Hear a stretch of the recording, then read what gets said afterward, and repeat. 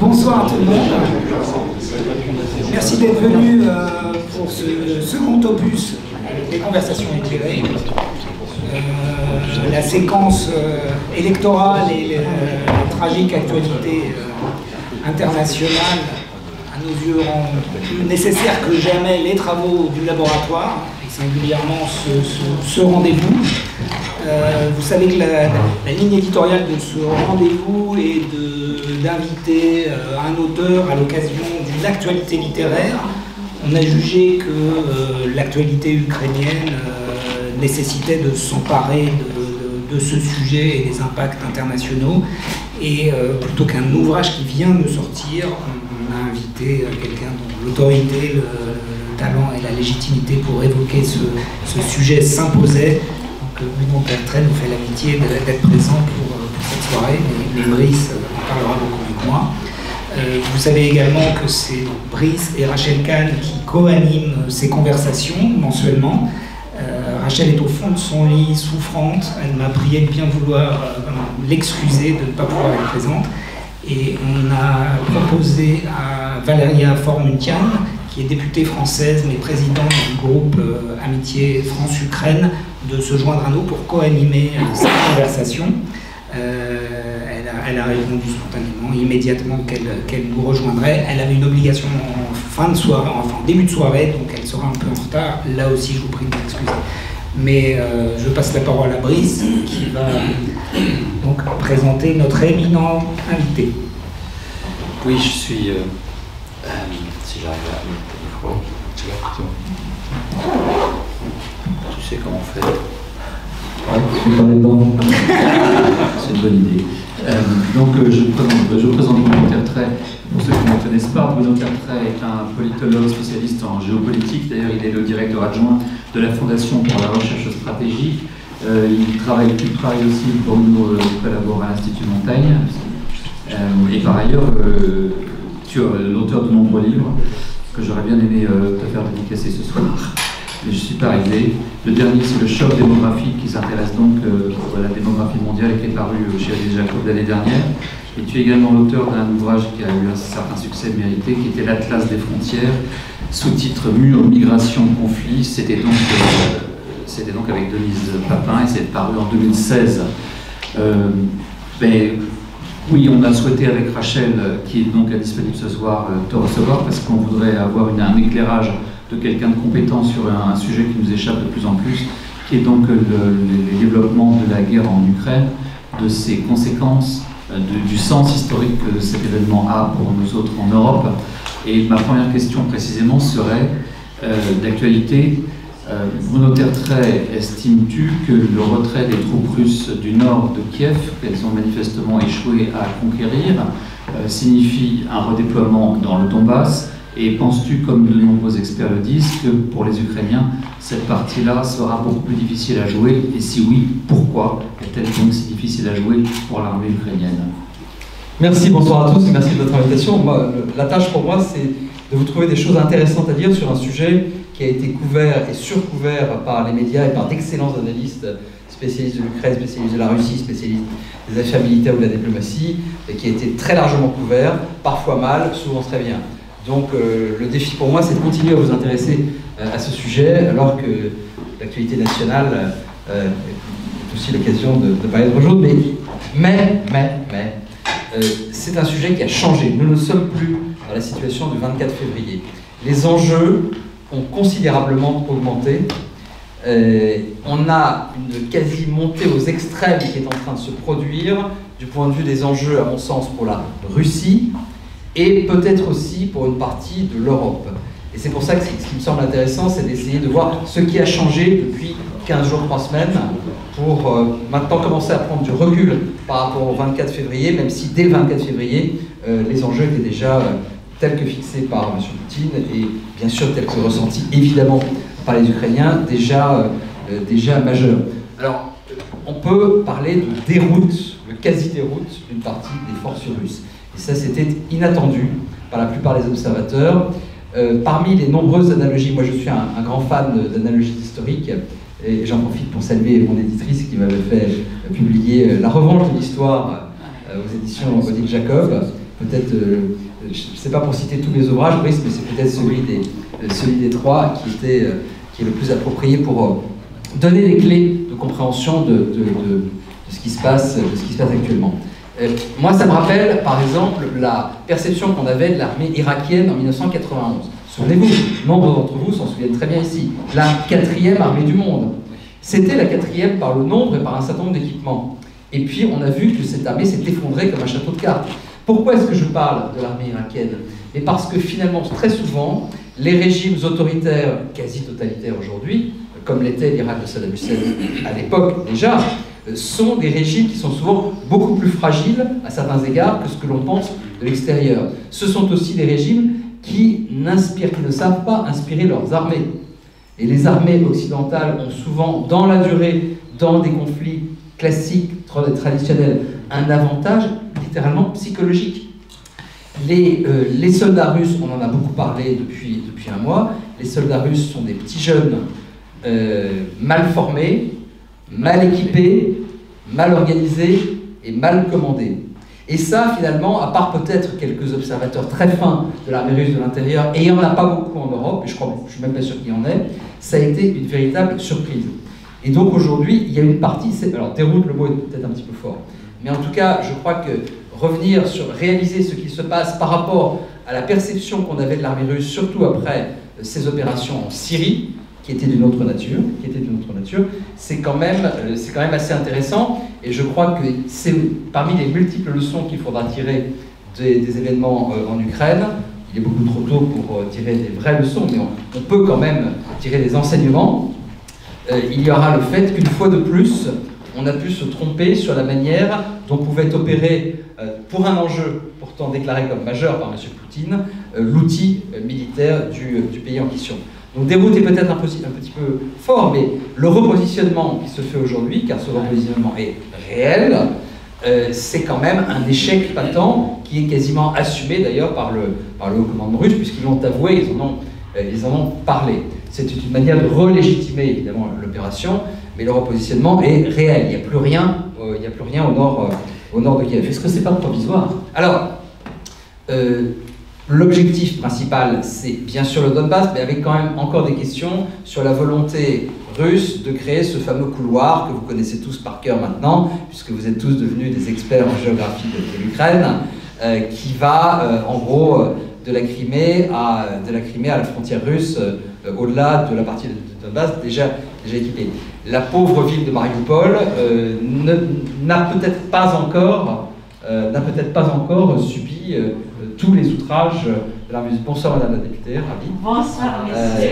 Et donc il y a encore des interrogations légitimes sur ce que souhaite véritablement faire la Russie, mais je ne peux pas croire aujourd'hui, et si j'étais ukrainien, ce que je ne suis pas, je ne le croirais pas, je ne peux pas croire aujourd'hui que dans la tête du haut commandement et donc de Poutine, l'objectif se limite à la conquête totale du Donbass, des deux provinces qui étaient partiellement occupées précédemment. Après, la régénération au sens militaire du terme de l'armée russe est un truc très compliqué qui va prendre beaucoup de temps et dont on n'est pas sûr que les Russes aient vraiment les moyens de le faire. Ça, c'était ta première question, et l'autre, c'était quoi? La question, c'est que comme les troupes russes se sont redéployées du côté de l'Est, du Donbass,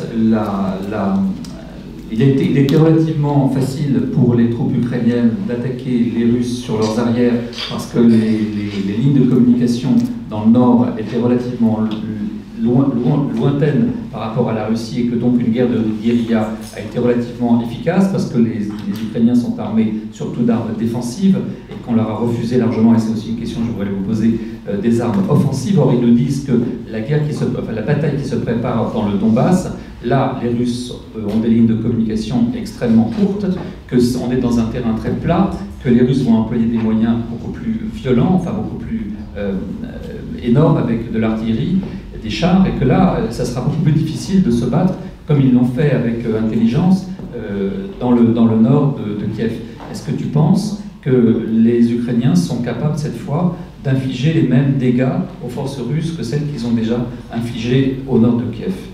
Sur la durée, peut-être bien, pas dans l'immédiat. Le problème, c'est que les Russes sont déjà installés dans le Donbass depuis longtemps.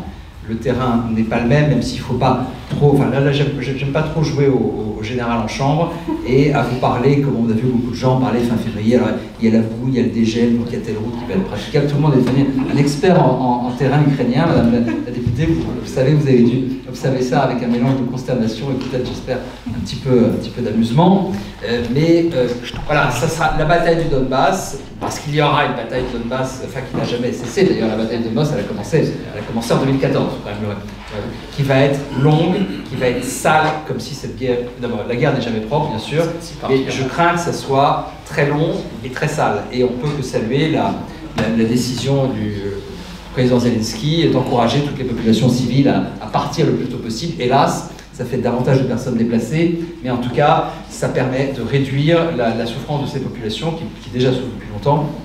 Voilà. Donc ça va être très long, très sale, je crains, et je ne crois pas que l'armée russe ait la possibilité de régénérer véritablement son potentiel humain pour de nouvelles offensives aéroterrestres avec des unités nombreuses, ce qui ne veut pas dire qu'elle ne va pas pouvoir aller encore plus vite et encore plus fort dans l'utilisation de l'arme aérienne. Voilà. Donc je remercie Valéria Faure-Muntian de nous avoir rejoints. Je rappelle que vous êtes députée République En Marche de la Loire. Et je vous passe le micro parce que l'idée c'est qu'on va co-animer cette soirée ensemble et en posant les bonnes questions à notre invité Bruno Tertrais. Et je pense que vous avez pas mal d'informations que je n'ai pas. Je ne suis pas l'expert non plus. Bonsoir à toutes et à tous et merci beaucoup pour cette invitation. C'est un plaisir de vous retrouver, en tout cas, du coup, pour enchaîner peut-être sur les objectifs qu'on a toujours eu du mal à dessiner, j'imagine que vous avez eu l'occasion peut-être de jeter un œil à l'article de RIA Novosti qui a fait débat, qui a été traduit en plusieurs langues. Moi, je l'ai lu en version originale, donc je ne sais pas si en français elle existe, en tout cas, si vous avez pu la consulter. Et ça donne une dimension supplémentaire quand même à cette guerre. On n'est plus sur une guerre de terrain, de territoire, on n'est plus sur une guerre contre l'OTAN ou je ne sais quoi. Il faut rappeler que l'OTAN, côté Alaska, se trouve à 6 km de la Russie, donc l'Ukraine n'est pas un terrain inquiétant plus que l'Alaska en la matière pour la Russie. Donc, comment analysez-vous, parce que RIA Novosti, pour rappel, c'est un genre d'AFP, en tout cas c'est une agence de communication du ministère, je crois que c'est culture, communication et information ou désinformation, enfin en tout cas il y a tout un tas de choses dans le titre du ministère de Russie, et donc on part du postulat que c'est la communication du gouvernement russe, en tout cas que ça a passé tous les contrôles nécessaires, et donc on peut en débattre, je pense que ça donne une dimension supplémentaire à cette guerre déjà très sale quand on a vu beaucoup. Oui, en effet. Alors, je suis presque gêné, j'allais dire, c'est peut-être autant à moi de vous interviewer qu'à vous de m'interviewer, mais autant garder ce rythme de conversation à trois qui est tout à fait fructueux. Moi, ce que je trouve intéressant intellectuellement, mais aussi très inquiétant, c'est ce décalage entre, d'une part, les défaites tactiques successives de la Russie, de l'armée russe, et la montée aux extrêmes progressifs de la rhétorique russe dans toutes ses composantes, à la fois dans la composante interne, on a bien vu les dérives de langage de M. Poutine, qui pourtant, il faut quand même rappeler à ceux qui l'auraient oublié, qu'il est arrivé lui-même avec une violence en 99-2000, avec une violence dans le langage et dans l'emploi de la force. Comme vous le savez, madame, mieux que nous, beaucoup de choses étaient déjà prévisibles, sinon écrites. Prévisibles, je dirais pas écrites. Mais donc ce décalage entre la rhétorique russe, à commencer par Poutine sur le plan interne, les nettoyages des boucherons, etc., c'est le vocabulaire qu'il utilise, il y a un vocabulaire para ou quasi génocidaire parfois, à minima stalinien et parfois para ou quasi génocidaire. Et les ambitions telles qu'elles ressortent des voix autorisées, ou en tout cas des voix qui pensent comprendre le mode de fonctionnement intellectuel actuel de Poutine, où on a un enjeu existentiel aujourd'hui. C'est décrit, ce qui est en train de se passer, ce qui doit se passer, c'est un enjeu dit existentiel pour la Russie. Et ça, c'est assez inquiétant, parce que d'abord, ce décalage, j'ai du mal à le réconcilier. Ou alors, Poutine est en train de se préparer la population entière de la Russie à des années de guerre et à un passage. Je lisais un très bon papier d'un économiste c'était pas Cohen, je ne sais plus, quelqu'un d'autre dans l'Obs de la semaine dernière, sur le fait que nous soyons aujourd'hui dans les pays occidentaux dans une quasi-économie de guerre. Hein, c'est assez intéressant. Mais là, je me demande si Poutine n'est pas en train de préparer son pays à vivre des années littéralement de guerre, pour retrouver le sens des combats infiniment meurtriers mais perçus comme glorieux de la Seconde Guerre mondiale. Je me demande si mais ce décalage interpelle parce qu'il peut aussi signifier d'autres choses. Il peut aussi signifier ce à quoi, personnellement, je ne crois pas. En tout cas, j'ai toujours fait partie de ceux qui, sans être rassuristes, ont toujours dit que la probabilité était très faible. Je ne pense pas à l'emploi de l'arme nucléaire, par exemple. Mais il est légitime de se poser cette question. Et c'est terrible à dire quand on est ukrainien, ou à entendre plutôt, mais force est de constater que sur le plan militaire, la Russie n'a pas autant escaladé que ce qu'on pouvait le craindre après 2 semaines. Poutine a Il n'y a pas de risque que l'escalade en question survienne? Si, parce que, mais si, parce que le rouleau compresseur, le simple fait que ce soit le général Vonikov qui soit maintenant en charge de l'offensive, c'est un signal à tous égards. C'est l'homme du rouleau compresseur russe sur la Syrie. Et donc, tout indique en tout cas que le recours, y compris du fait des faiblesses au sol de l'armée russe, que le recours aux grandes opérations aériennes de destruction, parce que c'est bien de la destruction dont il est question, soit quelque chose qui soit de plus en plus à l'ordre du jour, malheureusement. Est-ce que la relative défaite ne serait pas à l'heure? Est-ce qu'on peut réextrapoler jusque-là et que l'objectif est plus ambitieux que ce qu'on a pu croire ou comprendre jusque-là à l'aune de l'analyse de ce texte? Alors pour ceux qui ne connaissent peut-être pas ce texte, parce que je l'ai cité, on savait de quoi on parlait, mais il s'agit d'un texte qui explique la méthodologie de dénazification de l'Ukraine, donc par les étapes de destruction du gouvernement ukrainien, de l'armée ukrainienne, donc des hommes, mais aussi des civils ukrainiens adultes et enfants qui sont déjà impactés par l'idéologie nazie, et qu'il y a juste une minorité des enfants tout petits qui pourraient éventuellement être rééduqués de manière... Enfin voilà, c'est assez désastreux et on n'a plus vu ça depuis le XXe siècle, ce genre de théorie. Voilà, ça donne une dimension effectivement supplémentaire. Et est-ce que l'objectif, il n'est pas, à votre avis, pourrait être autre que celui qu'on a vu jusque-là? Parce que se contenter du Donbass qui était déjà acquis, vous avez absolument raison, ça paraît tout à fait délurer vu les moyens qui ont été mis en œuvre. Il n'y a pas de leurre dans l'échec tactique des forces, des groupements russes sur le terrain. C'est un véritable échec. Il y a trop de témoignages, de photos, de vidéos, d'interceptions de messages. On intercepte une partie des communications privées des soldats russes pour ne pas parler, effectivement, d'une forme de déroute tactique. Donc ça n'est pas un leurre. Là où il peut y avoir leurre, et là où je vous rejoins sur cette interrogation, c'est qu'en annonçant publiquement une réorientation des opérations, la Russie peut nous préparer des surprises. Je disais tout à l'heure, et encore une fois, pardonnez-moi, parce que je pense que ça devait être difficile à entendre quand on est ukrainien, et que Poutine n'a pas procédé à toute l'escalade dont il était capable. Je pense au fait que, moi je m'attendais à des attaques cyber sur les pays occidentaux. L'Ukraine était assez bien préparée sur le cyber. Il y a beaucoup de pays en Europe qui ne sont pas bien préparés, qui sont moins bien préparés. On pouvait s'attendre, enfin, des attaques, ce que les experts appellent parfois l'escalade horizontale. On ouvre d'autres fronts pour faire peur, pour nous diviser. Parfois, on se divise très bien tout seul, malheureusement, on fait un monsieur Orban. Voilà. Mais en tout cas, nous diviser, nous affaiblir, c'est toujours une possibilité qui est ouverte, d'autant plus que c'est la guerre contre l'OTAN, et l'OTAN, c'est l'Occident. C'est comme ça que les choses sont présentées. Et on peut aussi, hélas, imaginer, à mon avis, plus que le nucléaire, par exemple, des attentats commis par des commandos tchétchènes ou des commandos, des gens qui sont indirectement payés sur le territoire européen. Donc je m'interroge comme vous, ce n'est pas moi qui vais aujourd'hui faire du sens à tout cela. Nous constatons certains décalages, nous avons des interrogations. Il y a des choses qui sont claires, c'est qu'il y aura une grande bataille pour le Donbass. Ça ne veut pas dire que tout est concentré maintenant vers le Donbass, mais l'armée russe aujourd'hui n'a pas la capacité, sur le plan aéroterrestre, de faire beaucoup plus que cela.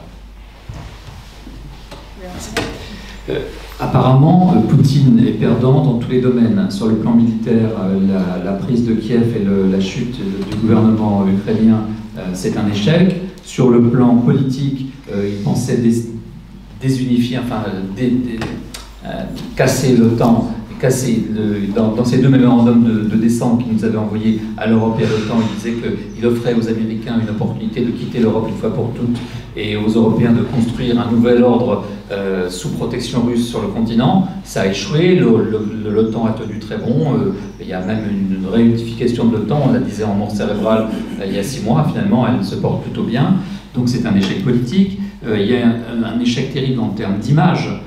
Au début, les trolls russes ont essayé de nous faire croire que les Ukrainiens étaient une bande de nazis. Maintenant, on sait que les fascistes sont de l'autre côté. Tout le monde a compris. Je veux dire, vu le traitement des enfants, les viols de femmes, etc., on a compris. Il y a un autre sujet sur lequel j'aimerais bien avoir ton opinion, Bruno, c'est l'alliance avec la Chine. Juste avant, on a très bien compris que l'offensive lancée contre l'Ukraine avait été négociée avec les Chinois pour ne pas troubler les Jeux Olympiques d'hiver, parce qu'elle a eu lieu immédiatement après, et que Poutine et Xi Jinping s'étaient rencontrés peu de temps avant et avaient scellé une amitié éternelle qui ne va pas vraiment jusqu'à une alliance militaire. Et c'est ça que je ne comprends pas. Quels sont exactement les liens entre la Chine et la Russie? Est-ce que Xi Jinping ne risque pas de subir à son congrès du Parti communiste à l'automne les retombées de l'échec russe? Quelles sont les leçons qu'ont tirées les Chinois de l'échec de l'Ukraine pour la conquête de Taïwan? Et surtout, quel est l'état des rapports entre la Chine et la Russie, puisqu'on est très directement impacté.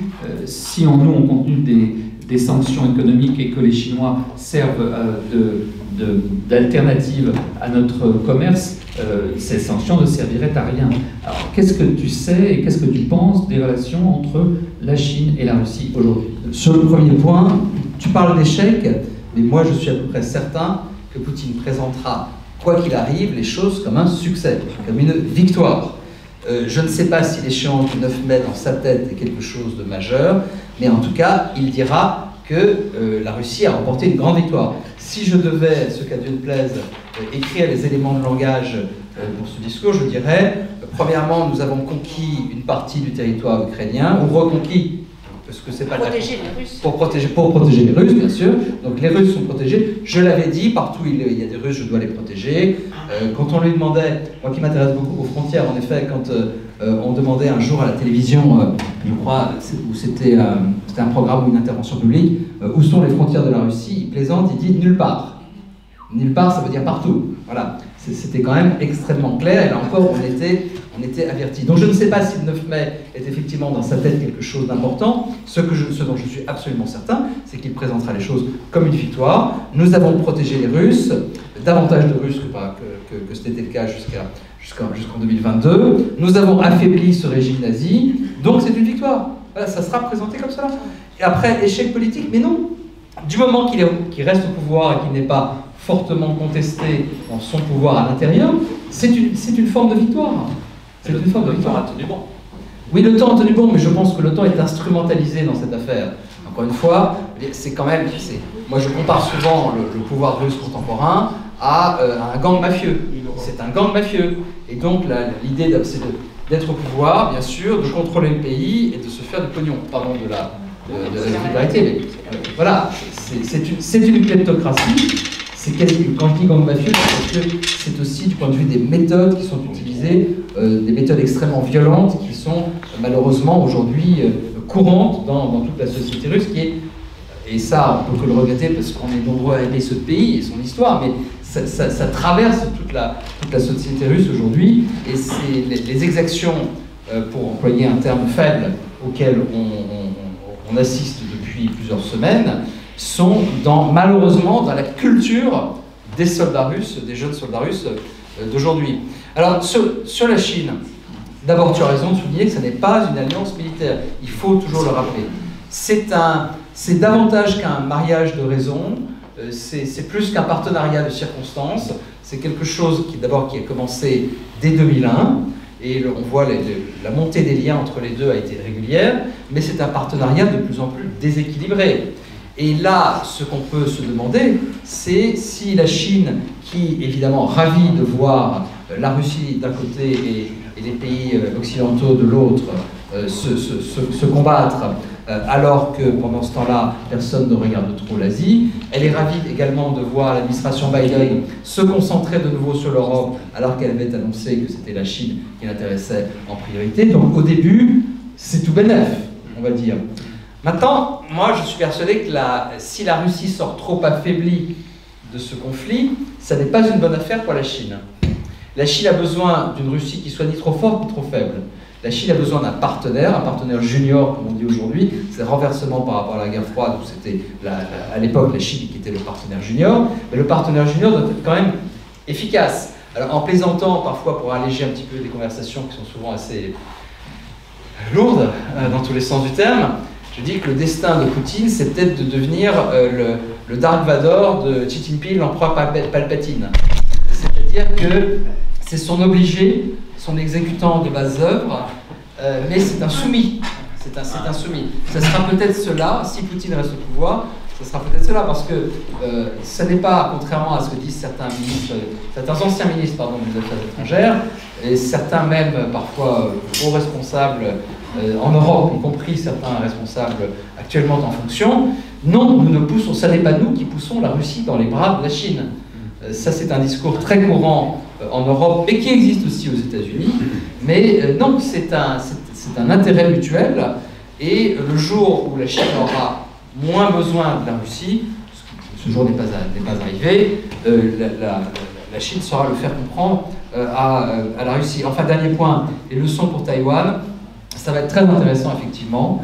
Je pense qu'il y a la question, de manière générale, il y a eu quand même, pardonnez-moi Madame la députée, mais des bonnes surprises dans toute cette affaire. La première étant évidemment la capacité de résistance extraordinaire et l'héroïsme des Ukrainiens, le fait que décidément les leaders politiques se révèlent en temps de crise, et votre président en est un.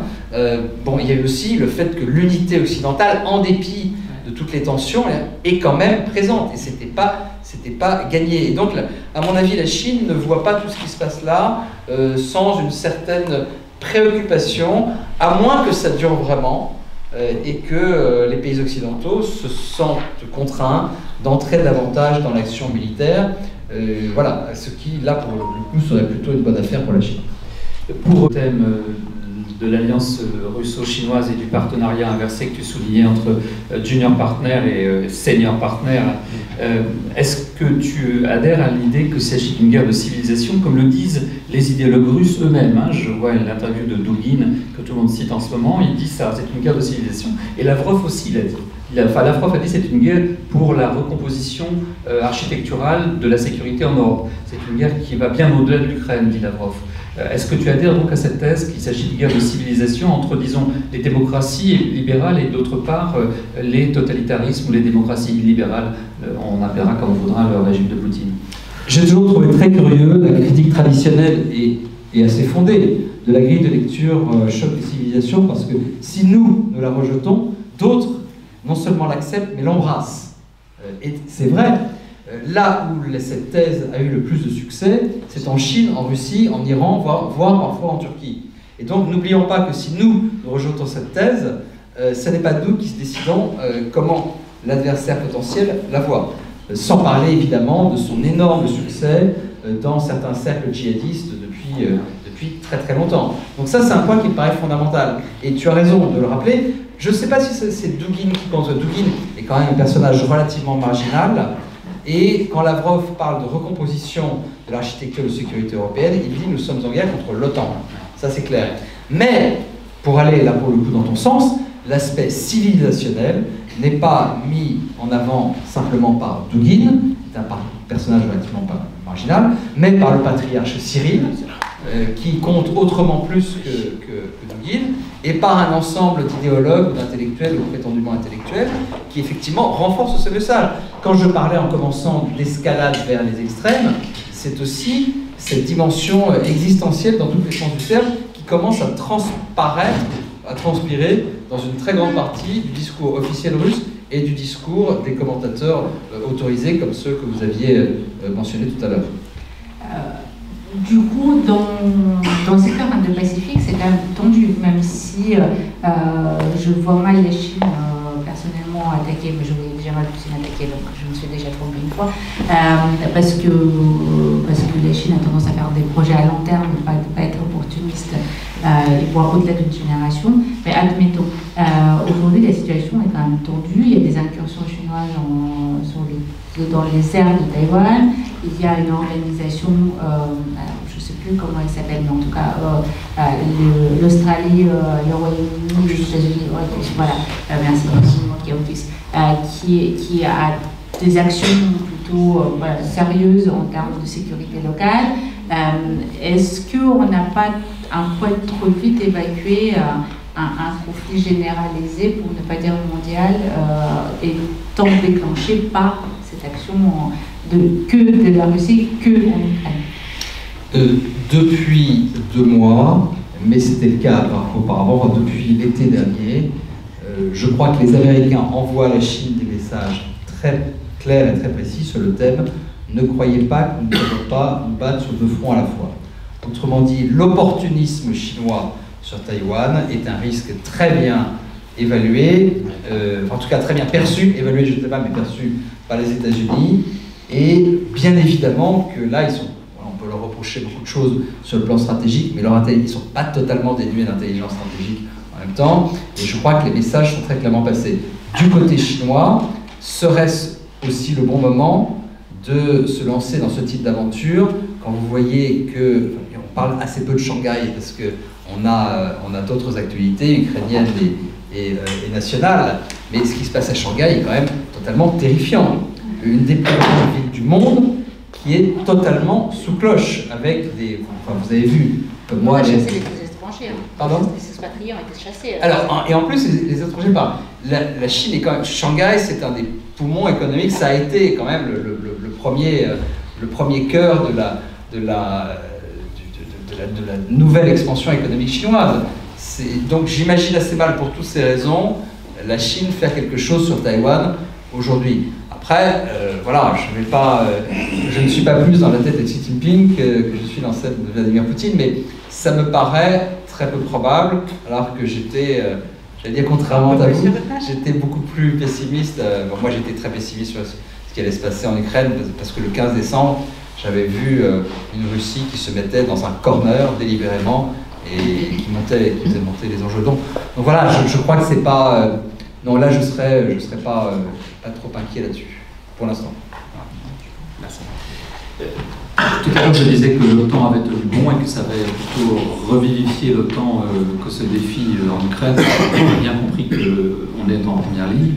Mais malgré tout, je remarque que de plus en plus, il y a des fractures et des fissures, sinon en tous les cas, au sein de l'OTAN. En particulier sur la question des approvisionnements gaziers. Il y a un très grand nombre de pays, il y a des pays qui dépendaient énormément du gaz russe, certains pays baltes qui ont annoncé qu'ils allaient s'en passer alors que pour eux c'était un sacrifice énorme. Et on voit que l'Allemagne, qui, parce qu'elle a renoncé au nucléaire, a été obligée de construire des centrales à gaz et au charbon un peu partout pour suppléer aux énergies intermittentes que sont le solaire et l'éolien, s'est mise dans une dépendance terrible à l'égard de la Russie, et que beaucoup d'autres pays au sein de l'Union, je pense à l'Italie aujourd'hui même, Draghi qui vient de dire que son propre pays, qui dépend terriblement lui aussi du gaz russe, était prêt à s'en passer du jour au lendemain, si les Allemands le faisaient aussi. Est-ce que quand Zelensky nous dit « vous ne faites pas tout ce que vous pourriez pour nous aider parce que vous donnez à la Russie tous les jours 800 millions d'euros et que cette somme permet à Poutine de continuer à produire des armements qui nous tuent », est-ce qu'il n'y a pas là quand même moi j'ai le sentiment quand même que Zelensky s'énerve parce qu'il voit que la bataille décisive est en cours et va se livrer très bientôt dans le Donbass et que les Européens ne font sans doute pas tout ce qu'ils pourraient pour l'aider. Est-ce que tu penses qu'on peut faire fléchir l'Allemagne? Est-ce que tu penses qu'on peut mettre fin à cette subvention régulière de l'armée russe auquel certains pays européens se livrent? Je commence par ton dernier point.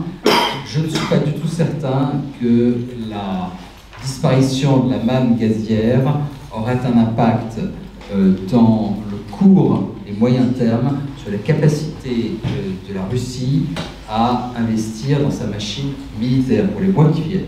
Autrement dit, c'est pas nous qui payons, le gaz, notre gaz ne paye pas l'essence des véhicules blindés russes. Alors sur l'Allemagne, d'abord disons quand même ce qui va bien aussi. L'Allemagne a connu un véritable tournant stratégique. On peut évidemment discuter de savoir si la coalition telle qu'elle existe aujourd'hui aura la capacité et la volonté de prendre des décisions d'investissement militaire qui suivent. Mais je crois que pour moi, tout indique que la révolution stratégique allemande est vraiment en train de se faire. Ne boudons pas, nous Français, notre plaisir. Cela fait 30 ans que nous encourageons l'Allemagne à devenir une grande puissance militaire normale. Voilà. C'est pas elle qui va nous accompagner dans des aventures expéditionnaires lointaines, mais en tout cas, le tournant stratégique est pris et nous devons, nous Français, nous en féliciter, car à un moment où la Grande-Bretagne est, on ne sait pas trop où d'ailleurs, ça veut dire que l'Allemagne va pouvoir être davantage que par le passé un partenaire militaire sérieux et crédible. Ça c'est le premier point. Deuxième point, ne boudons pas non plus notre plaisir quand on voit que l'Europe est là et que l'Europe géopolitique est une réalité. La visite de Mme von der Leyen et de M. Borrell l'autre jour à Kiev, et symboliquement, vous me direz comment elle a été perçue à Kiev. Moi je la vois en tant qu'Européen convaincu, je la vois comme un moment symboliquement extrêmement important où on a vu à la fois Mme von der Leyen donner physiquement les documents pour préparer le dossier de candidature de l'Ukraine à l'Union européenne sur place. On a vu M. Borrell dire « la négociation, on verra, ça dépendra du rapport de force militaire ». Mais c'est une transformation, là encore, majeure. Franchement, ne boudons pas notre plaisir intellectuel et politique. Il y a des choses qui se passent qui nous auraient semblé il y a 2 ans. Franchement, on n'y aurait pas cru. Alors, pour en venir maintenant sur la question du gaz, qui n'est pas une question italienne, mais plutôt une question européenne, là pour le coup, moi je suis toujours... Alors, je vois ce que dit le Conseil d'analyse économique sur la capacité de la France à supporter le choc, etc., là, pour voir une partie de l'Europe. Moi j'ai un critère très simple, qui nous ramène d'ailleurs aussi à des enjeux nationaux. Moi je veux bien payer, moi j'ai les moyens, mais je voudrais être sûr que les plus faibles, les plus fragiles en Europe, les foyers les plus modestes, ceux qui sont obligés déjà de mettre le thermostat à 15 ou 16 degrés en plein hiver, ne vont pas en souffrir. Alors d'accord, l'hiver est en train de se terminer. D'accord, il y a encore des stocks, mais il faut qu'on voit ce que ça représente. Moi, quand on me démontrera que c'est effectivement quelque chose qui peut être fait à un coût supportable par les opinions européennes, des opinions qui vont déjà supporter beaucoup de choses et dont on sait aussi que... On dit pas assez. Voilà, c'est quand même des choses qu'il ne faut pas oublier. Ne crois pas que je sois subitement devenu allemand des années 2000 sur ce sujet. D'ailleurs, à propos de l'Allemagne, il y a une troisième chose qui a changé. C'est l'Allemagne a fait son deuil du mythe selon lequel l'interdépendance économique pouvait amener à une pacification des relations internationales. C'était ça le débat de Nord Stream 2, autant qu'un débat économique. Et ça, c'est très important. Très important. Là encore, ne boudons pas notre plaisir. Mais sur le gaz, je veux dire, nous on est mal placés, nous Français, pour essayer de convaincre les Allemands, parce qu'on est beaucoup moins dépendants. Et encore une fois, au niveau européen, petit à petit, le charbon, le pétrole, le gaz, j'allais dire, il faut vraiment être sûr que ça ne va pas secouer la vie quotidienne de millions d'Européens, encore plus que ça a été le cas, et que ça va être le cas pour des raisons induites, des raisons économiques. Une guerre pan-européenne serait beaucoup plus coûteuse. Oui. Or, c'est une des choses qui peut arriver. Alors, ça c'est encore autre chose. Mais voilà, je crois qu'il faut aussi avoir cette dimension-là. Nous savons très bien en France à quel point le prix des carburants et le prix du chauffage, le prix de l'énergie est quelque chose qu'on connaît, qu'on a bien connu et qu'on continuera à connaître, parce que on va avoir des contre-chocs économiques induits par l'Ukraine, direct et indirect, qui ne font que commencer. Donc je crois qu'il faut... Ils sont peu présents dans la campagne, hein. Comme le souligner. Oui, c'est vrai, mais quand il y a une candidate qui se fait la candidate du pouvoir d'achat, elle a très intelligemment surfé sur le fait qu'il y avait le sentiment d'une dégradation. Alors, nous connaissons tous, enfin, je ne suis pas économiste, mais nous connaissons tous les gains de pouvoir d'achat qui ont été faits sur la longue durée.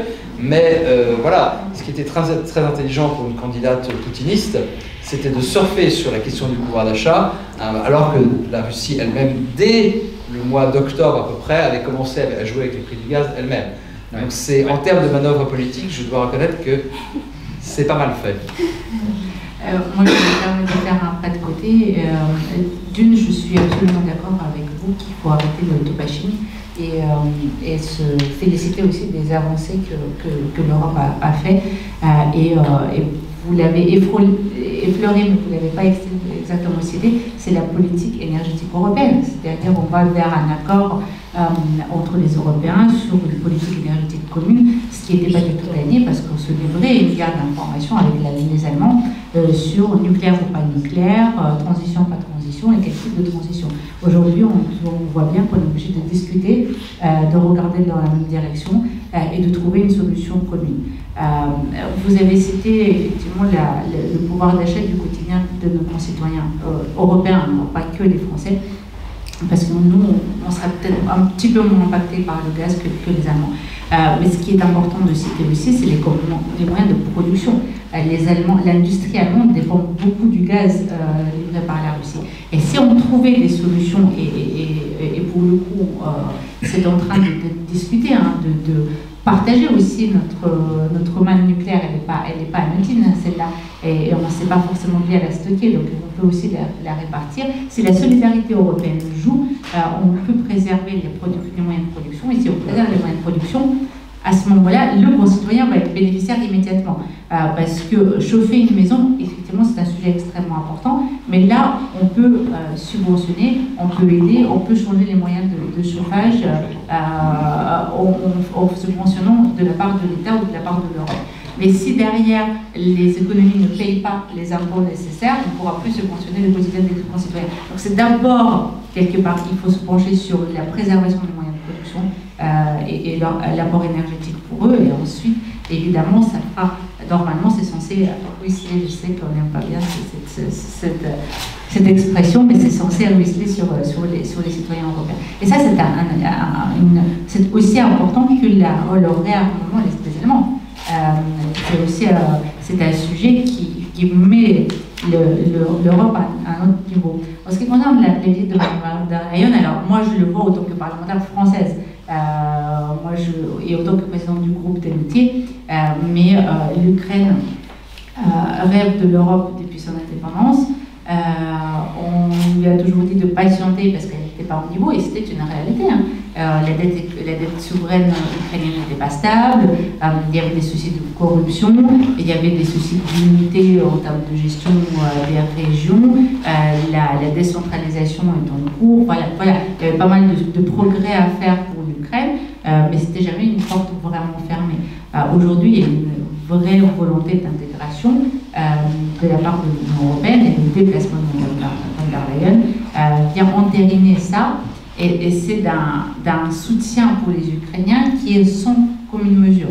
C'est-à-dire qu'ils se battent au quotidien pour défendre leur territoire, leur maison, leur droit de se déterminer. Ils savent pourquoi ils se battent, et puis c'est quelque part dans l'ADN des Ukrainiens. C'est pas la première fois qu'ils doivent défendre ce genre de choses. Mais jusque-là, ils se sentaient un petit peu tout seuls. En 2014, malgré l'intervention de François Hollande et de la chancelière Merkel, ils se sont sentis assez rapidement abandonnés et avoir dû mener cette guerre pendant 8 ans tout seul. Aujourd'hui, ils le sentent vraiment au quotidien et ça les booste parce qu'ils ont une perspective. Quand vous avez un avenir, une projection, un espoir, et les corroborer en plus par des puissances voisines qui veulent bien de vous, je pense que ça apporte quelque chose, une dimension supplémentaire aux Ukrainiens qui se battent au quotidien.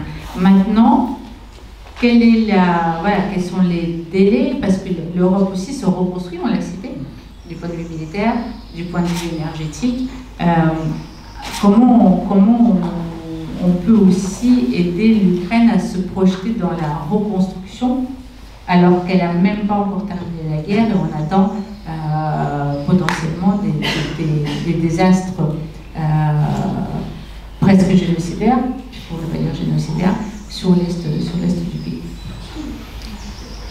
C'est pour cela que, avant de parler de processus d'adhésion, même si votre discours, Valéria, me conforte dans l'idée que ces symboles-là sont plus que des symboles, et donc tant mieux si on le fait, et tant mieux si ça ne bloque pas pour l'instant au sein de l'Union européenne. Mais il y a une question dont on n'a pas parlé, c'est l'ampleur et la rapidité et la qualité des livraisons d'équipements militaires. Et là, il y a, je voudrais juste dire quelque chose là-dessus, c'est que chaque pays agit à sa manière, mais on voit, il y a ceux qui parlent beaucoup et qui agissent beaucoup, il y a ceux qui parlent peu et agissent peu, il y a ceux qui parlent beaucoup et agissent peu, et il y a ceux qui parlent peu et agissent pas mal. Voilà, il y a tout. La France, c'est où? Alors la France, oui, je pense que la France a décidé, pour des raisons qui lui appartiennent, de ne pas communiquer sur le sujet, mais je pense qu'il y a un certain nombre de choses qui se sont faites qui gagneraient sans doute à être connues. Je ne prétends pas être dans le secret des rois, des dieux et des présidents, mais en tout cas, on a décidé de pas trop en parler. Le problème qu'on a, mais que les Anglais ont aussi, par exemple, et que d'autres armées ont, c'est un problème, ça va paraître, j'allais dire presque trivial, mais c'est un problème de gestion des stocks. C'est-à-dire qu'il y a cette réaction naturelle aussi, des institutions qui disent « oui, mais attendez, nous, si on livre tel ou tel type de matériel, on n'en a plus pour nous ».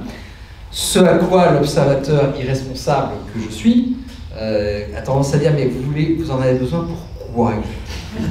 Voilà. À quel moment est-ce que dans les 12 mois qui viennent, vous pouvez me dire que vous allez être sûr d'employer tel ou tel type de matériel et que c'est plus important pour vous de continuer à en bénéficier parce que les stocks, c'est vrai que ça met du temps à être constitué. Les chaînes de production, on ne produit pas des missiles et encore moins des chars, mais là il est plutôt question de missiles que de chars, comme de la saucisse, contrairement à ce que disait Khrouchtchev. Donc ce ne sont pas des sujets anodins, mais je crois comprendre qu'il y a dans beaucoup de pays, y compris en Grande-Bretagne, y compris en France, des pesanteurs procédurières, institutionnelles, qui n'aident pas forcément à ce que les choses soient fluidifiées. Je ne sais pas si... Je voulais juste réagir. Oui, mais ça m'intéresse. Alors déjà, la France a fait un choix stratégique de ne pas en parler parce qu'elle estime que découvrir les types de matériel qu'on envoie, c'est découvrir les faiblesses ukrainiennes publiquement. Et c'était vraiment un choix qui a été fait par le président et par la ministre Parly. Mais d'autres communiquent beaucoup, mais aussi dans le but de dissuasion. C'est-à-dire qu'il y a vraiment deux communications un peu différentes et elles sont complémentaires, je ne nie pas. Par contre, ceux qui communiquent beaucoup et ne font rien, là, ils sont totalement inutiles. Donc, voilà.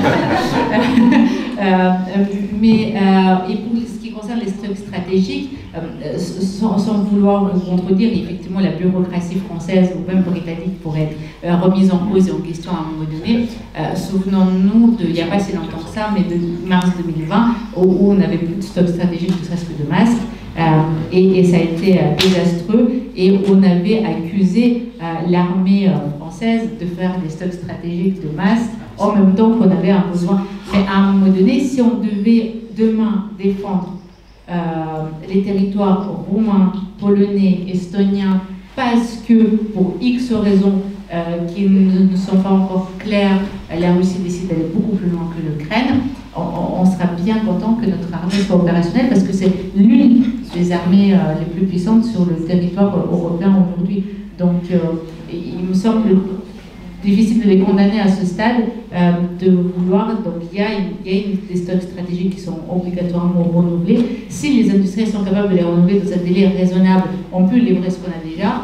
Mais donc il y a tout ce jeu de chaises musicales, de ce qu'on est capable de livrer, de ce qu'on n'est pas capable de livrer, et dans quel délai, sans se découvrir complètement, parce qu'il faut aussi alimenter ce qu'on a envoyé en Pologne, et en Roumanie et en Estonie.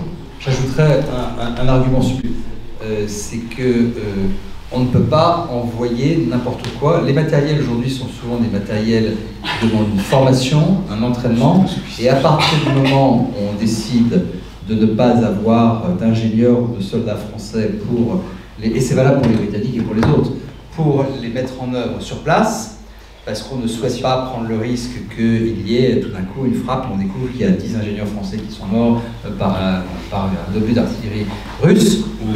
Voilà. Il y a ça aussi, il y a cette dimension. Donc moi, j'ai pas de position très ferme sur ce sujet. Simplement, ce que j'aime, après tout, c'est le rôle des prétendus intellectuels que nous sommes, nous sommes là aussi pour complexifier les sujets, c'est-à-dire pour montrer que je crois que Brice et moi, on a un certain nombre de principes éthiques sur ce conflit auquel on tient beaucoup, mais sur certains sujets, c'est difficile de ne pas le complexifier ou de comprendre que voilà, c'est pas aussi simple que ça peut en avoir l'air et que certains éditoriaux du samedi, du dimanche ou du lundi d'ailleurs ont l'air de mettre de côté, souvent par méconnaissance. La question des avions, pardon, je suis désolée, je te parlais, mais la question des avions a été une question pratico-pratique. On en a fait tout un front en disant oui, mais on ne veut pas livrer des avions aux Ukrainiens, c'est comme dégueulasse, alors qu'ils se battent pour nous aussi, pour protéger l'idée de la démocratie, mais les Ukrainiens ne savent pas opérer les avions qui ont un métrique anglo-saxon, et nous on vole avec des métriques anglo-saxons, et ils savent pas, ils ont besoin que, enfin ils peuvent opérer que les avions qu'ils produisent soit eux, soit les ex-URSS. Voilà. Et donc il y en a qui ont du stock, il y en a qui ont quelques stocks, mais là on a un vrai sujet de logistique. C'est-à-dire qu'un avion, pour le faire voyager sur route, il faut lui démonter les ailes. Il faut savoir les remonter. Parce que les Ukrainiens sont incapables de le faire. Ensuite, on ne peut pas les faire voler, parce qu'on ne peut pas mettre un pilote hongrois en train de voler avec un avion hongrois en Ukraine. Parce que là, on est belligérants et puis les Russes tirent dessus. Comment on fait venir les pilotes ukrainiens à travers toute l'Europe, alors que sortir des militaires ukrainiens d'Ukraine, c'est aussi les exposer à un bombardement sur route des référents, parce qu'on ne veut pas les faire passer pour les réfugiés. Pour le coup, à la frontière, ça se voit. Et à la frontière polonaise et la frontière roumaine, il y a des militaires russes qui surveillent, qui partent, qui sortent, qui rentrent, et donc c'était des repérages de fait. Donc, du coup, si on devait sortir les pilotes pour les emmener en Hongrie, par exemple, pour faire piloter, mais en même temps, ils traverseraient la frontière de la sauce. Enfin, non, c'est pas plus, c'est pas simple. C'est pas juste, on est dégueulasse, on ne peut pas livrer l'avion. Merci pour ces rappels, effectivement, très utiles. Une question qui est inspirée par un article que j'ai lu aujourd'hui même dans Project Syndicate, écrit par un Ukrainien qui s'appelle Veril Cherepanin, dont je ne connais rien d'autre que son nom. Il dit les choses suivantes. Nous savons ce que l'Occident ne veut pas faire en Ukraine. Elle ne veut pas y déployer, on le disait à l'instant, des soldats de l'OTAN. Elle ne veut pas décréter une zone d'interdiction aérienne parce que ça impliquerait qu'il y ait des risques d'affrontement direct entre des pilotes de l'OTAN et des pilotes russes. Elle ne veut pas envoyer, et on disait à l'instant, des avions de combat en Ukraine, ou alors elle ne le peut pas. Mais, disait ce théoricien, il disait il me semble que l'OTAN est constamment en retard sur l'événement, qu'elle se contente de réagir à chaque nouvelle montée en puissance de la Russie, et qu'elle n'a pas de ligne claire en ce qui concerne ce qu'il convient de faire à chaque moment de cette escalade. Et il posait cette question. Aujourd'hui, tout le monde se demande où sont exactement les lignes rouges de l'Occident. À partir de quel moment elle cessera de discuter et d'attendre? À partir de quel moment, de quel seuil elle se décidera enfin à intervenir? Oui, alors d'abord, il ne faut pas confondre l'OTAN et ses pays membres. Je respecte beaucoup ce qu'écrit cet auteur, mais ce sont les pays membres aujourd'hui qui agissent individuellement, qui font des choix nationaux avec leurs propres contraintes nationales. Je rappelle qu'il y a un certain nombre de pays membres de l'Union européenne et de l'OTAN qui ont des parlements. Nous aussi, Madame la députée, chère Valéria, mais le fait est que les députés français pèsent moins sur les grandes décisions stratégiques dans ce domaine-là que d'autres parlements dans d'autres pays. Donc c'est pas l'OTAN le problème. L'OTAN, ce sont des choix nationaux. C'est une addition de choix nationaux. Deuxièmement, là où je suis pas d'accord avec le raisonnement, c'est que on peut se battre et discuter en même temps. Ça s'est fait tout au long de l'histoire de la guerre. On peut se demander, en revanche, quel message on envoie au reste de l'opinion européenne, à Vladimir Poutine et à M. Zelensky, si on continue toutes les semaines à avoir des conversations directes avec le président de la République, le président de la Fédération russe, sans résultat notable. Personnellement, j'ai toujours défendu le fait que Emmanuel Macron puisse appeler régulièrement et vice-versa Vladimir Poutine, pour au moins une raison, c'est que c'est un des seuls chefs d'État qui puisse sur la durée évaluer les changements d'état d'esprit à travers la conversation du président Poutine. Il y a un moment où on peut se demander quand même si ça n'a pas aussi un coût politique en termes de perception de ce que fait ou ne fait pas la France. Donc voilà, alors en revanche, la question des fameuses lignes rouges, oui, elle est majeure. Alors, moi j'ai beaucoup écrit sur les lignes rouges, c'est un sujet qui m'a toujours passionné et je pense d'avoir vraiment été un des seuls en France à avoir essayé de tirer sous les fils, y compris sous forme de publication, les lignes rouges, c'est les seuils. Et les seuils, ça existe partout dans la vie. Ça existe dans l'éducation, ça existe en politique, ça existe partout. Là, on parle de ligne rouge d'intervention. Bien. On en a une qui est très claire, mais les autres qui sont du coup quasiment inexistantes. Parce qu'on réaffirme tellement fort que la frontière des pays de l'OTAN est sacrée et que chaque centimètre, comme l'a dit d'abord le président Biden puis ensuite le président Macron, chaque centimètre est couvert par l'article 5 du traité de Washington, mais on est tellement clair sur celle-là qu'on donne le sentiment que le reste est négociable. Le grand problème des lignes rouges, et je dois vous avouer Valéria, enfin je ne sais pas un aveu, mais moi je me suis battu depuis plus de 10 ans pour que l'OTAN envoie des signaux à la Russie sur le thème « c'est pas parce que l'article 5 existe que nous ne serions pas directement concernés par une intervention militaire sur un pays voisin ». On a raté cette occasion. Je ne dis pas que... Je ne vais surtout pas faire le jeu du pseudo-intellectuel qui, si on m'avait écouté, on n'en serait pas là. Ça serait prétentieux de ma part. Mais je pense qu'on a quand même raté une occasion et que cette ligne rouge de l'article 5, elle est tellement claire que du coup, on donne le sentiment qu'il n'y en a pas d'autre. Voilà. Et ça, c'est un problème. Et là, tu as raison. Alors, il y en a une petite sur le chimique. D'accord ? Bon. C'est normal, et c'est normal que la France, en particulier dépositaire du protocole de 1925, et qui a joué un rôle dans la Convention d'interdiction, etc., accorde une importance particulière au chimique. C'est vrai, quand je disais tout à l'heure que finalement, même si c'est, pardon Valéria, pour vos amis et votre famille sur place, que c'est peut-être difficile à entendre, mais Vladimir Poutine n'a pas autant escaladé que ce qu'il pourrait, on aurait pu imaginer déjà depuis 2 semaines un recours massif au chlore dans des villes pour, encore une fois, pour terroriser, et puis aussi pour tuer. Je veux dire, le chlore, c'est plus pour terroriser que pour tuer. Ça n'a pas été fait. Bon. Est-ce que ça fait partie des choses qui sont envisagées par la Russie? Je n'en sais rien. Je n'en sais rien, mais ça fait partie des sujets qui nous amèneraient inévitablement, faute d'avoir nos engagements et notre réputation mis à bas, à faire quelque chose de plus. Quoi, je ne sais pas exactement. Alors, pour ma part, j'ai aujourd'hui une alerte, mais l'information n'est pas vérifiée, donc du coup, on ne va pas en débattre à ce stade. Les lignes rouges, on en a eu en Syrie. Oui. Et ont été franchies allègrement, et malheureusement, il n'y a pas eu de réaction. Donc, il vaut mieux peut-être ne pas trop en fixer de lignes rouges et agir en temps utile, plutôt que d'en fixer des clairs et un peu comme avec les enfants, dire tu vas aller au point et finalement ne rien faire. C'est ce qui est pire. C'est ce qui est pire parce que du coup derrière, parce que Poutine, il va abuser. Parce que pour Syrie, c'était déjà lui, la main droite du chef. Donc il faut pas trop escalader dans ce sens. Pour revenir au Parlement et le poids du Parlement sur une entrée dans un conflit ou pas, d'une part, les pays de l'OTAN attendent que l'OTAN prenne la décision d'agir ou de ne pas agir parce que collectivement, on est beaucoup meilleur et plus fort qu'individuellement. Aujourd'hui, France seule ou l'Allemagne qui a dit qu'elle était à zéro en termes militaires ne peut pas agir en Ukraine de manière efficace. Et puis, il y a la Constitution française qui est quand même un petit peu particulière. C'est que le président de la République n'a pas forcément besoin de nous, enfin, il n'y a pas besoin de nous, c'est dans la Constitution, du tout même, pour agir quand il ne s'agit pas du seul Français.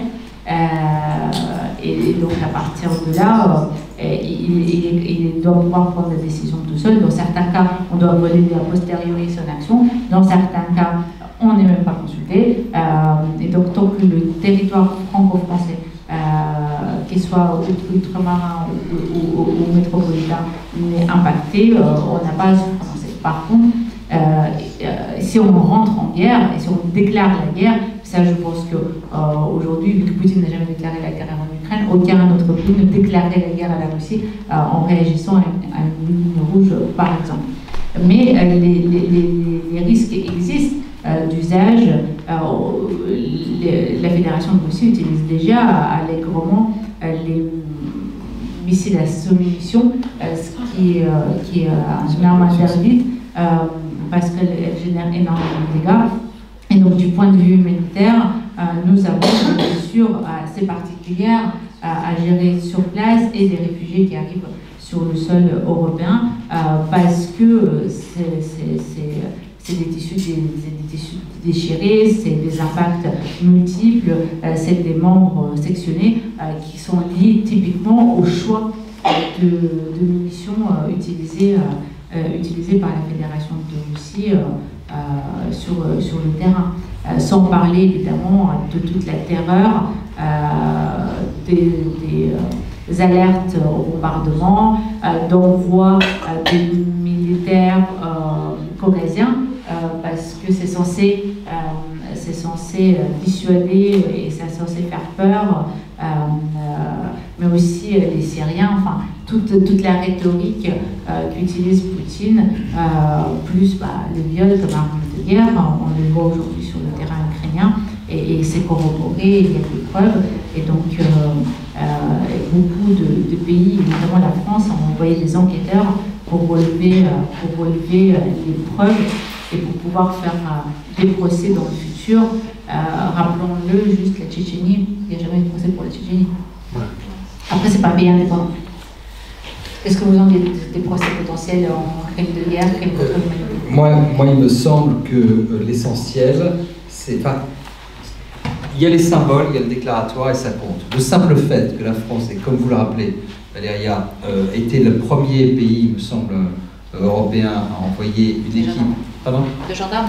Ah oui, l'équipe est arrivée avec une mission de collecter. Et c'est le travail de mémoire, le travail pour l'histoire, ça n'est pas seulement c'est pas seulement l'aboutissement, c'est-à-dire c'est pas seulement le général Vornikov devant le tribunal spécial qu'on établira à La Haye ou ailleurs. C'est un travail pour l'histoire, pour la mémoire, qui est fondamental, quelle que soit l'issue juridique. Ce qui est important, c'est que nous puissions dire, d'une manière la plus crédible possible, parce qu'on sait à quel point une partie de l'opinion mondiale ne nous croira jamais de toute façon, voilà, nous faisons ce travail, nous le devons aux Ukrainiens, et c'est presque un devoir d'humanité aussi, voilà, c'est absolument fondamental. Et le fait que les forces russes aient à ce point piétiné ce qu'on appelle le droit international humanitaire, ça fait partie des raisons pour lesquelles, moi j'appelle ça la grande séparation, on sera obligé de se séparer, nous Européens, de la Russie pour un moment. On ne pourra pas faire, alors je ne vais pas faire de publicité, de toute façon c'est pas vendu, c'est gratuit, donc vous pouvez mais je sors un papier demain sur la comparaison entre Yougoslavie, ce que les conflits de Yougoslavie nous enseignent de l'Ukraine. C'est évidemment un parallèle que je ne suis pas le seul à faire, mais il a été assez peu tiré, les fils ont été assez peu tirés, mais dans les parallèles qui ne peuvent pas être faits, c'est que les Balkans du Sud sont beaucoup plus proches de l'Europe et c'est notre voisinage immédiat dans les faits, que Milosevic a fini par partir, mais qu'il y a aussi des échos qui montrent qu'il y a des solutions illusoires. Dayton, à l'époque, a été présenté comme un triomphe de la diplomatie occidentale, mais on voit que Dayton a gelé un certain nombre de choses, mais n'a pas réglé le problème. Donc voilà, je pense qu'on pourra se séparer de la Russie pour un certain nombre de raisons, alors qu'on ne pouvait pas se séparer des Balkans du Sud. Enfin, en tout cas, c'est une idée que je mets. Mais je voudrais vous poser une question. Justement, attendez, je demande qui a des questions à poser, parce que on doit parler c'est tout de suite, mais les mains, voilà. Non, je n'ai pas besoin de ça. Ah bon, ok. Moi, j'ai une bonne voix, on m'entend. D'accord. Est-ce que les crimes de guerre, les viols, ne sont pas des lignes rouges? Parce qu'on ne va pas attendre un procès. Donc, est-ce que c'est une ligne rouge, qu'un crime de guerre, qu'un viol d'enfant, comme j'ai entendu dans ma radio tout à l'heure? Est-ce que ça, c'est pas des lignes rouges? La preuve que non, c'est que... comment, quelle preuve? De qui? Pour qui? Avec qui? Alors, pardon, quand je dis la preuve que non, il est un fait que ça n'a pas été une ligne rouge. puisque ça n'a pas radicalement changé l'attitude des pays occidentaux. Mais les crimes de guerre, c'est monté en puissance progressivement. Enfin, c'est allé très vite. Il y avait d'abord le théâtre de Mariupol.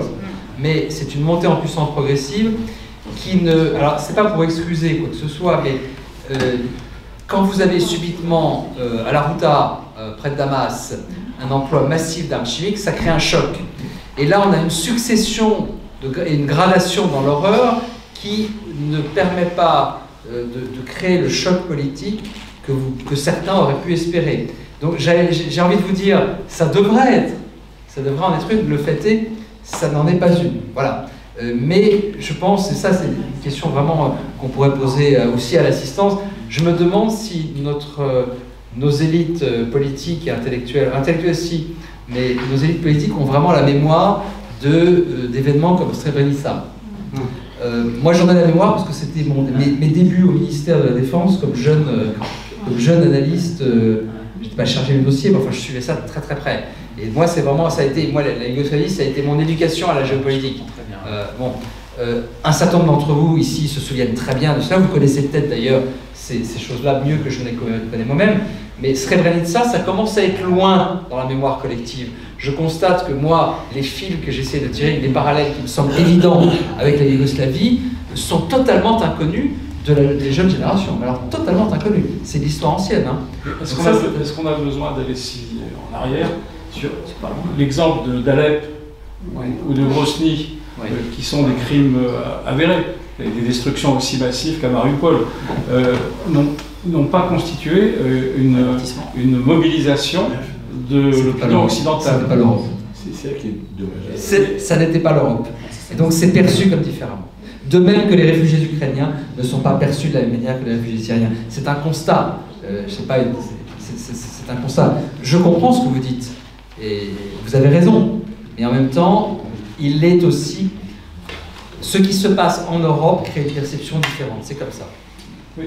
Et en même temps, pardon, juste un tout petit mot encore, parce que on découvre finalement, a posteriori, la montée progressive du système poutinien qui aurait pu être détecté bien avant, comme on l'a fait pour le nazisme. C'est-à-dire qu'à posteriori, on aurait pu anticiper ce qui n'a pas empêché le peuple allemand de voter pour Hitler. Et donc, ça veut dire que les opinions occidentales, avant qu'elles se réveillent, eh bien, il y a peut-être encore une marche vers l'horreur qui est encore nécessaire. C'est peut-être ce que vous disiez tout à l'heure. Je crains que vous ayez raison. Si je peux me permettre de réagir. Alors, c'est pas que les politiques qui ont la mémoire courte. Moi, j'étais gamine à la guerre de Yougoslavie, puis j'étais encore en Ukraine à l'époque, et les charniers, ça a été quelque chose qui m'a marqué pour toute la vie. Mais quel est le seuil de gravité ou de l'horreur sur le terrain ukrainien où on est prêt, nous, à rentrer en guerre, à mobiliser notre armée, à mobiliser notre jeunesse et y aller sur le terrain. Parce que Poutine a toujours prévenu, et ça fait longtemps, depuis qu'il a abandonné d'ailleurs la règle de non-prolifération des missiles de moyenne portée avec les États-Unis il y a quelques années de ça, il nous avait prévenu que moyenne portée c'était Berlin, c'était Paris. Il s'en est jamais caché. Donc si on va sur le terrain ukrainien pour dire stop, alors là c'est une ligne rouge qu'on est prêt à intervenir, armes chimiques, viol, peu importe à quel moment on le situe, on rentre en guerre. Il n'a pas besoin de traverser toute l'Europe Poutine avec des chars, et c'est 3 jours de chars, pas plus, pour frapper le Paris. C'est des moyens technologiques beaucoup plus rapides, beaucoup plus efficaces, et on a une mobilisation de notre jeunesse à destination de protéger au moins nos frontières, sans parler de parachuter notre armée en Ukraine. Donc, à quel moment on est prêt à accepter ce sacrifice et rentrer dans la 3e guerre mondiale qui durera plusieurs années avec un pays doté? Il ne faut pas oublier, hein, on a face à nous un pays doté de l'arme nucléaire. Et nous aussi, on l'a. Oui, mais nous aussi, on l'a. Il tire une arme nucléaire, on lui fout dans la gueule 2 secondes après. Oui, mais non, on aurait plus astuces. Oui, mais est-ce qu'il ne manque pas un Kennedy? Est-ce qu'il ne manque pas un Kennedy? Attendez, on va peut-être laisser M. Brice diriger les débats. Je voudrais poser ma question. J'ai le sentiment que la question la plus importante n'a pas été posée ce soir. J'ai l'impression, j'ai lu un article dans le Monde que vous avez écrit, dans lequel vous avez dit que on n'était pas au retour à la guerre froide et qu'il n'y avait pas la constitution des blocs. Pourtant, il y a de très nombreux signes qui vont en sens inverse. Je ne sais pas si votre déclaration, si vous avez changé d'avis depuis ce jour-là, et je ne sais pas aussi, peut-être que vous avez des préoccupations d'ordre politique. C'est-à-dire, je ne sais pas, peut-être que c'est des choses qui ne peuvent pas se dire dans un journal, éventuellement. Ah non, moi ma liberté de parole est totale, je peux vous l'assurer. On me la reproche même pas. Je ne connais pas vos fonctions. Donc, quels sont les signes? Tout d'abord, les présidents Xi Jinping et Poutine ont clairement exprimé leur désir de quitter l'imbrication économique qui caractérise l'époque actuelle. Et le premier enseignement majeur de la guerre en Ukraine, c'est que l'impensable se réalise à une vitesse fulgurante. La désimbrication de l'économie d'un pays à l'échelle d'un continent de l'Occident. Avec l'enseignement également que le monde qui découle de cette désimbrication n'est pas un monde forcément à l'avantage de l'Occident. Il faut quand même bien voir que la guerre en Ukraine... Vous pouvez poser une question. Alors je pose ma question, donc c'est... Moi je crois que les blocs menacent d'être reconstitués. J'en veux pour preuve également la course aux étoiles, qui en est un signe, on pourrait parler. Et donc je voudrais savoir votre opinion sur cette question. Merci. Je vais d'abord juste dire un tout petit mot pour aller dans le sens de ce que disait Valéria. Il paraît que j'ai la réputation d'être un interventionniste, quelqu'un qui adore que les forces armées aillent faire plein de choses. Mais je ne sais pas si cette réputation est fondée, mais moi je rappelle toujours quand même que ni Emmanuel Macron ni Joe Biden n'ont été élus pour rentrer en guerre délibérément avec la Russie sans avoir été directement attaqués. Il faut quand même rappeler ça. La responsabilité suprême d'un chef d'État occidental, c'est ce pouvoir absolument terrifiant, quelque part, de pouvoir envoyer des soldats à la mort. Hein, bon, il faut quand même rappeler ça. Et donc, moi je trouve ça normal que nous hésitions, nous les grands pays occidentaux, que nous hésitions avant de faire n'importe quoi face à un pays qui a perdu la tête, qui est un des plus grands pays européens et qui accessoirement aussi est doté de l'arme nucléaire. Donc ça, moi, là-dessus, on est d'accord pour, je veux dire, une logique, un principe de prudence. Après, votre question, mais je suis très à l'aise pour répondre parce que justement, j'ai changé d'avis. Il y a 5 ans, j'étais plutôt de ceux qui disaient, attendez, c'est pas une nouvelle guerre froide. Je pense, et je le dis aujourd'hui d'ailleurs, tiens, d'ailleurs, voilà, Brice a sorti une interview que j'ai fait au Figaro, où je dis, c'est la mort d'une véritable guerre froide politique, militaire, idéologique. Donc, la réponse est sur le papier, mais je vous remercie infiniment de vous souvenir de ce que j'écrivais à l'époque, parce que même moi je m'en souvenais pas tellement, mais j'ai changé d'avis, très clairement. En revanche, là où je ne vous suis pas, c'est qu'il n'y a pas de bloc. Ça va être une guerre froide sans bloc. Ça sera peut-être une double guerre froide d'ailleurs, mais c'est une guerre froide sans bloc. L'alliance sino-russe n'est pas une alliance. C'est autre chose. Ça sera différent. Donc, mais pour la réponse courte à votre question, c'est qu'il y a aujourd'hui suffisamment de parallèles légitimes avec la guerre froide pour parler d'une nouvelle guerre froide. Voilà. Donc merci de votre question.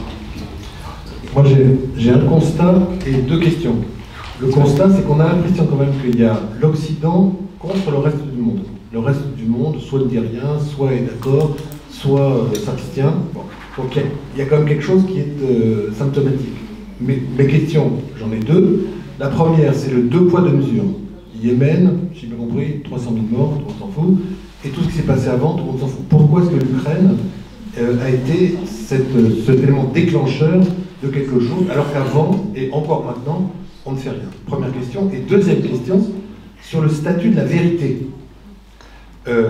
Poutine dit, et apparemment c'est cru par, j'imagine, la moitié de l'humanité, c'est n'importe quoi, c'est du cinéma, c'est du fake, ça se passe pas, c'est pas vrai, tout ce que vous voyez, c'est monté. Comment est-ce qu'on établit, comment est-ce qu'on réussit à instaurer une vérité valable pour tout le monde, sans contestation sur la vérité elle-même? D'accord. Toutes ces questions mériteraient en elles-mêmes un débat, mais je vais répondre rapidement à vos questions. D'abord, nous ne sommes pas... Alors, l'Occident n'est pas... La Russie n'est pas isolée, l'Occident non plus. Il ne faut pas confondre la carte des pays qui appliquent les sanctions avec la carte des pays qui n'ont pas souhaité aller dans le sens de la Russie. Je crois, moi, mon évaluation, je ne sais pas ce qu'en pense Brice, mais la Russie n'est pas isolée, l'Occident non plus. Même si c'est vrai que seuls les pays du Nord traditionnel, qu'on appelait occidentaux, le G7 applique véritablement des sanctions. La situation de l'Inde, par exemple. Oui, mais l'Inde n'a jamais voulu rentrer dans une logique de guerre froide. Donc, moi, la logique de l'Inde, le positionnement de l'Inde ne m'étonne absolument pas. Deuxièmement, et puis l'Inde reste quand même assez dépendant des armements russes, par ailleurs. Deuxièmement, pourquoi est-ce que le Yémen non et l'Ukraine oui? Mais là encore, pour moi, la réponse est très simple. L'Ukraine est en Europe. L'Ukraine, c'est l'Europe. D'ailleurs, si bien, je cherche toujours les petits silver linings des événements tragiques, mais nous avons découvert que l'Ukraine était un grand pays européen. J'avais eu la chance, moi, d'y aller 2 fois. La plupart des Français ne connaissaient pas l'Ukraine, je pense. Je pensais, c'était un temps où on apprenait que l'Ukraine, c'était, entre guillemets, le grenier à blé de l'Europe. C'était ça, le statut de l'Ukraine. Alors que c'était la jumelle de la France par le territoire et la population. Mais voilà, on a découvert... C'est un pays européen, et c'est pour ça, et c'est normal. C'est pour ça, et c'est normal, qu'on se sent davantage concerné. Voilà, c'est comme ça, c'est la famille. Voilà, et vous avez su, vous, que vous faisiez partie de la famille, avant que nous réalisions que vous en faisiez partie. Voilà, sur le statut de la vérité, alors là, ça mériterait, à mon avis, une soirée entière. 2 points là-dessus. Ne négligeons pas le repositionnement des vecteurs d'influence russes vers le monde en développement. RT est extrêmement actif en Afrique, par exemple. C'est pas parce qu'on suspend RT, nous, ici, qu'ils sont pas super actifs ailleurs. Et c'est pour ça aussi que c'est de la guerre froide, parce que la bataille de l'information se joue désormais à l'échelle mondiale. Deuxièmement, tout petit point, je voyais qu'à propos des premiers crimes de guerre, il y avait tout de suite des activistes, des idiots et des trolls, parfois les 3 à la fois, qui disaient « Ah, oui, mais regardez ce qui s'est passé à Timisoara ». Voilà, le fameux exemple de Timisoara. L'énorme différence, qu'on est en 2022, la vérité est le fruit de ce qu'on appelle en anglais le crowdsourcing. Moi, je ne sais pas quel mot il faut utiliser. Si quelqu'un a un bon mot en français. C'est la source populaire. Oui, le fait qu'il y a des myriades de sources publiques qui sont accessibles en permanence. Vous pouvez vous-même acheter demain des images satellitaires, vous pouvez le faire. Il y a un tas de choses qui sont... C'est la sagesse des fous, si vous voulez, le crowdsourcing. Cette vérité ne sera néanmoins jamais considérée comme telle par ceux qui ne veulent pas entendre et voir. Mais nous ne sommes plus au temps de Timisoara ou d'autres. Nous n'avons pas besoin de nous fier à tel ou tel service de renseignement. Chacun peut être, d'une certaine manière, un agent de renseignement ouvert. Bruno, je vous propose qu'on accorde une dernière question à Claire. Après, on aura l'occasion, la chance de pouvoir échanger rapidement autour d'un verre. Bruno a des engagements après, mais néanmoins une dernière question. Je vous invite à passer à côté. Je pense qu'on sera nombreux à lire avec beaucoup d'intérêt votre comparaison avec les conflits de l'ex-Yougoslavie.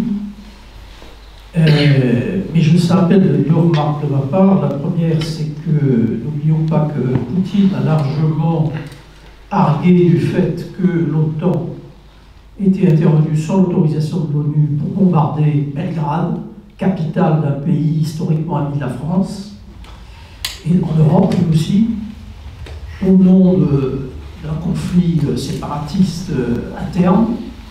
Et donc là, on a ouvert une brèche dans le droit international qui aujourd'hui se retourne assez largement contre l'OTAN. La deuxième remarque, c'est qu'après cette terrible guerre effroyable, dont j'ai encore quelques souvenirs dans mes responsabilités passées, ces guerres d'ailleurs, parce que ethniques, religieuses, territoriales, il y a une paix aujourd'hui. Tous ces pays sont en paix. et en paix apparemment durable et de long terme. Donc ça doit nous donner un peu d'espoir. Et j'en viens à ma question, au fond, quelle est la prise de guerre acceptable pour Poutine, selon vous, qui permettrait d'éviter le scénario que vous avez aussi évoqué, car on ne peut pas l'exclure, d'un enlisement dans une guerre qui durerait, comme en Afghanistan, des années.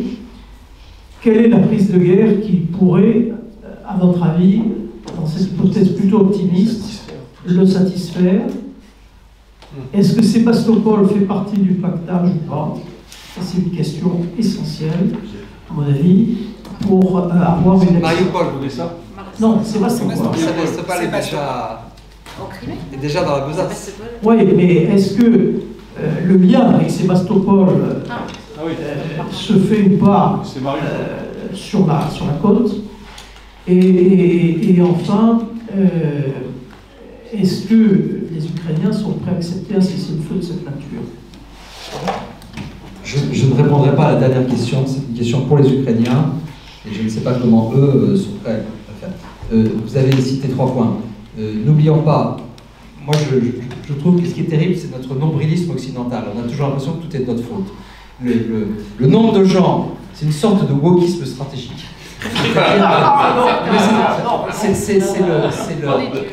C'est l'anticolonialisme appliqué au domaine stratégique.